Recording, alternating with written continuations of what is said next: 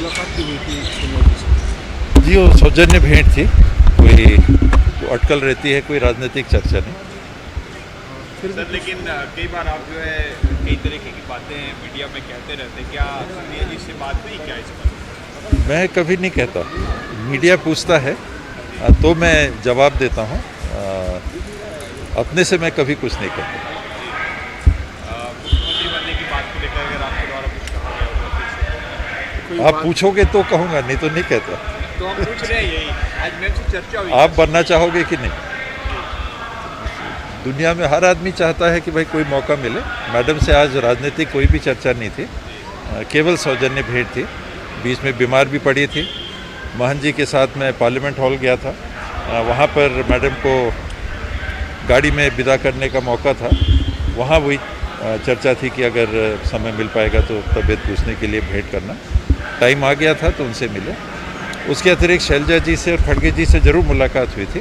तो जो भी यहाँ की स्थितियाँ थी, उनसे राजनीतिक परिस्थितियों के बारे में चर्चा होती। सर अभी आप लोग सारे नेता दिल्ली में एक साथ थे आप लोग। एक साथ थे, तो ये अटकलें थी कि प्रदेश अध्यक्ष बदले जा सकते हैं, इस पर आपकी क्या राय है? मैं तो उस बाबत नहीं गया था, मैं केवल पारिवारिक कारण से गया था। और वहाँ जब भी रहते हैं, अगर मुलाकात हो जाए, टाइम मिल जाता है तो मिल लेते हैं।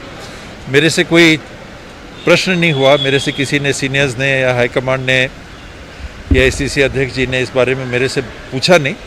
अगर मेरे से पूछेंगे तो मैं अपनी फिर राय देता जरूर। सर लेकिन अब 7 महीने बचे हैं, ऐसे में जो बदलाव की अटकल है इसको किस रूप में देखा जाए, क्या होना चाहिए नहीं होना चाहिए, क्या कहेंगे आप? ये सब हाईकमांड के ऊपर ही।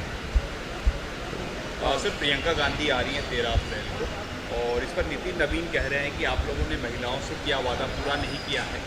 चाहे शराबबंदी की बात हो, चाहे महिलाओं पर जो अत्याचार हो रहे हैं उस पर कार्रवाई नहीं हो रही है। तो प्रियंका गांधी के आने का कोई मतलब है नहीं। प्रियंका गांधी को महिलाओं से भी बातचीत करनी चाहिए। करेंगी जरूर, जब महिलाओं के कार्यक्रम में आ रही हैं तो वो सभी से चर्चा करेंगी। लेकिन इस बयान को कैसे देखें सर? नितिन नवीन कह रहे हैं ये बातें होती रहती हैं। हम लोग तो जर्सी गाय का भी इंतज़ार कर रहे हैं, और भाजपा ने जिस बोनस की बात की थी उसको भी हम लोगों ने देखा। शिक्षा कर्मियों को रेगुलराइज करने की बात भी भारतीय जनता पार्टी के सरकार ने, रमन सिंह जी ने कहा था मुख्यमंत्री बनने के 1 हफ्ते के अंदर कर दूंगा। तो इनमें से बहुत सारी चीज़ें नहीं हुई। हम लोगों ने बल्कि जन घोषणा पत्र में जिन बातों को रखा था उसमें से कई को हम लोगों ने पूरा भी किया है।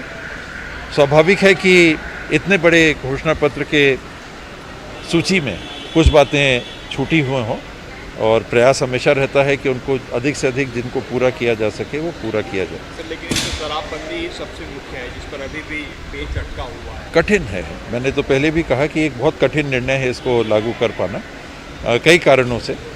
एक तो समिति भी बनी हुई थी, विपक्ष ने इसमें सहयोग नहीं दिया, आए नहीं किसी बैठक में, फिर भी उस बात को आगे ले गए। अन्य राज्यों में जाके जहाँ इसका प्रयोग किया गया वहाँ उसका प्रयास करना कि क्या स्थितियाँ हैं वहाँ, उसकी सफलता विफलता के बारे में।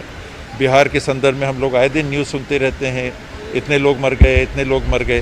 तो ये कठिन एक निर्णय है, उसमें मुख्यमंत्री जी के स्तर पे ही कोई फैसला सर हो अब क्या पाएगा। 4.5 साल बाद ये महसूस होता है कि इसको घोषणा पत्र में शामिल करना जो है वो जल्दबाजी थी, या जल्दबाजी नहीं, और उस पर भी उस समय भी विचार मंथन हुआ था, क्योंकि इससे एक राजस्व भी जुड़ा रहता है और दूसरा सामाजिक बुराई जुड़ी हुई है कि इसमें घरेलू हिंसा से लेके कई बातें हैं।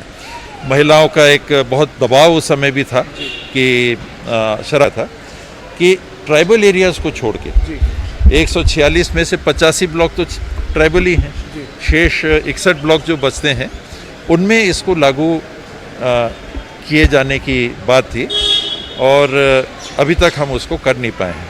सर ये जरूर जानना चाहेंगे, कोरोना की पृष्ठभूमि में आज स्वास्थ्य मंत्री ने सभी मंत्रियों की बैठक ली। कोरोना के केसेस बढ़ रहे हैं, और मैं चाहता भी था इसके बारे में बोलूं। आपका आभार कि आपने ये प्रश्न भी किया। मैंने अपने अनुभव के आधार पे ये हमेशा कहा है कि कोरोना कहीं गया नहीं, हमारे बीच में है, हमारे बीच में रहेगा, और इसमें उतार चढ़ाव आता रहेगा। समय समय पर हम देखेंगे कि केसेस बढ़ेंगे फिर घट जाएंगे। चिंता इस बात की रहती है हमेशा कि कोरोना का कोई नया वेरिएंट तो नहीं आ गया जो ज़्यादा घातक हो, जिसमें मृत्यु हो। अभी तक जो देखने को मिला है पिछले 4 महीनों में से 2 महीनों में किसी की मृत्यु नहीं हुई, कोरोना से अगर प्रभावित भी थे। पिछले महीने मार्च महीने में एक व्यक्ति की मृत्यु हुई थी, एक महिला की मृत्यु बिलासपुर में, और इस महीने में भी एक व्यक्ति की मृत्यु हुई है पुनः बिलासपुर में, और उनकी कोमॉर्बिडिटी के कंडीशंस हैं। अभी फिर केसेस बढ़ रहे हैं। कल 102 प्रकरण आए थे, एक्टिव केसेस 250-300 के आसपास फिर हो गए हैं।